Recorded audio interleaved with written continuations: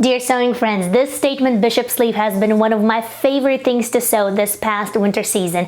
And today in this quick and easy tutorial, I would love to share with you how to make one so that you can make something beautiful for yourself. I will also share with you a few quick tips and tricks so that way your bishop sleeve really turns out just the way you like it. And if I can do it, you can do it. So let's get started.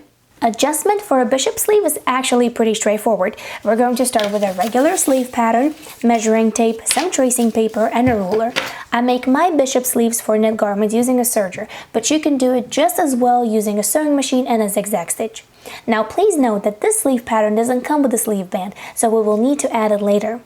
Take your sleeve pattern, lay it flat, and here's the thing, because the puffy part of the sleeve needs to fall onto itself to create a beautiful shape, and that will actually take some additional fabric, we need to extend the bottom of the sleeve by about 3 inches. Now extend the hem of the sleeve by about 3 inches as well to achieve the volume that you see on my sleeve. Let me show you how it looks. If you would like to have a puffier sleeve, keep in mind the stretch of your fabric. The sleeve band needs to accommodate all of that volume of the sleeve by stretching to its size. Now, draw a straight line from the bottom of the sleeve to the top where the armpit would be. My sleeve is pretty wide as it is, so it almost looks like a rectangle. If you feel that the middle of the sleeve is getting too wide due to this adjustment, you can always fix that by drawing the straight line up to the half length of the sleeve, just like I'm doing over here. Now for my sleeves, I go with the first option. To draft a sleeve band, you need to take a measuring tape and measure your wrist. Add about 1.5 to 2 inches for ease, depending on how stretchy is your fabric. My cuff is usually 2.5 inches wide. With these measurements, you're able to draft your sleeve band.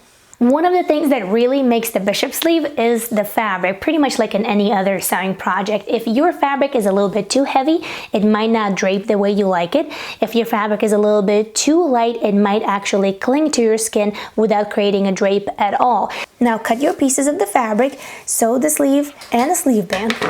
Now, by stretching the sleeve band as you go, attach it to the sleeve. This is the trickiest part of this whole process. If your sleeve band isn't stretching enough, here's a tip. Make a shallow snip along the edge that will help it stretch a little more. That's where the stretchiness of the fabric plays a big role. That's it, your bishop sleeve is ready.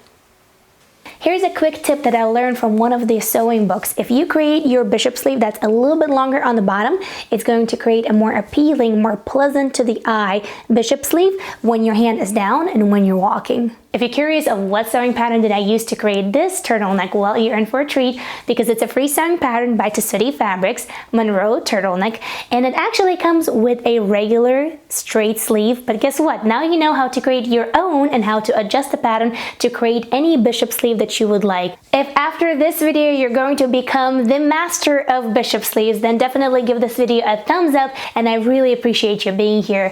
Thank you so much. Happy sewing, and I'll see you in the next video. Bye!